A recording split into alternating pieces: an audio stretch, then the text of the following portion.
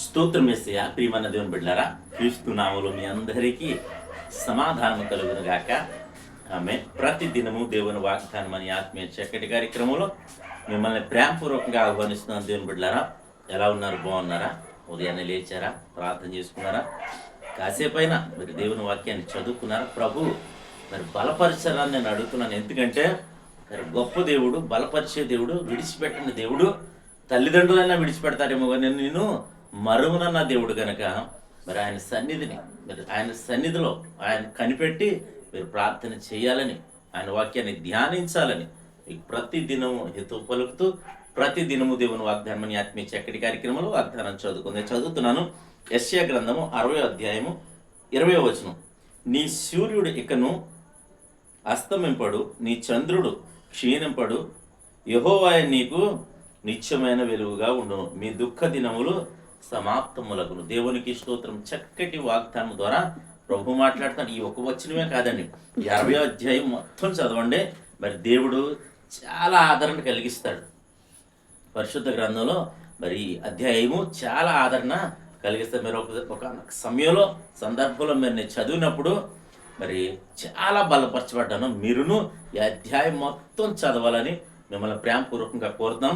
అయితే ఈ 20వ వచనంలో ఏమంటాడంటే, ఇంతవరకు ఒకవేళ అనేకమైన చీకటి దినాలు గడిపేవేమో, అలాగే ఒకవేళ నీకు అనేకమైన శ్రమలు, ఇబ్బందికరమైన పరిస్థితులు కూడా నువ్వు వెళ్ళావేమో, అనేకమైన దుఃఖాలు, అనేకమైన బాధలు నువ్వు కలిగి ముందుకు సాగుతూనే ఉన్నావేమో.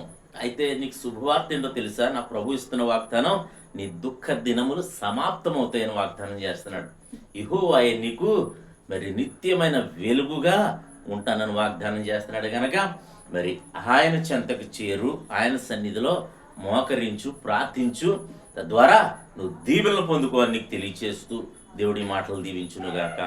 ఆమెను ప్రార్థన చేసుకుందాం. స్తోత్రము తండ్రి, వందనాలు యేసయ్యా.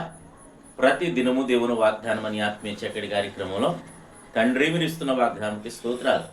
ఎంతమంది ప్రజలు యూట్యూబ్ ద్వారా, షేర్ చేయడం ద్వారా, ఫేస్బుక్ ద్వారా ఈ రోడ్డు మార్గం వెళ్తున్నారు, వారందరి జీవితాల్లో నా తండ్రి ఈ వాగ్దానాన్ని మీరు నెరవేర్చమని ప్రార్థిస్తున్నాను. వారందరి జీవితాల్లో ప్రభా కృప కలుగునుగాకని ప్రార్థిస్తున్నాను, స్వస్థతలు కలుగునుగాకని ప్రార్థిస్తున్నాను. వీడు ఏ కాడి కింద అయితే నలగొట్టబడుతున్నారో తండ్రి ప్రభా, అప్పులనే కాడి కావచ్చు, నేను శ్రమలనే కాడి కావచ్చు, నా తండ్రి నిందలు, అవమానాలు, పోరాటాలనే కాడి కింద నలగొట్టబడుతూ ఉండొచ్చు ప్రభా. నాయన వారందరినీ క్రీస్తు నామములో విడుదల కలుగునుగా కానీ ప్రార్థిస్తున్నాను తండ్రి. స్తోత్రాలు ప్రభా. మీరు విడిపించండి.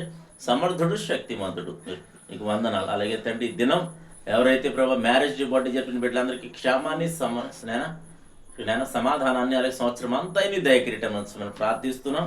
అలాగే తండ్రి మా గ్రామాన్ని, మా రాష్ట్రం, మా దేశాన్ని, మా భారతదేశానికి రక్షణ దయచేయమని, కాపుదల దయచేయమని. అలాగే ప్రభా నేను ఆయా 5 దేశాల్లో ప్రభా యుద్ధాలు జరుగుతున్నాయి నాయన, బాంబులు వర్షాలు కురుస్తున్నాయి నా తండ్రి, ప్రజలు చనిపోతూ ఉన్నారు నా తండ్రి.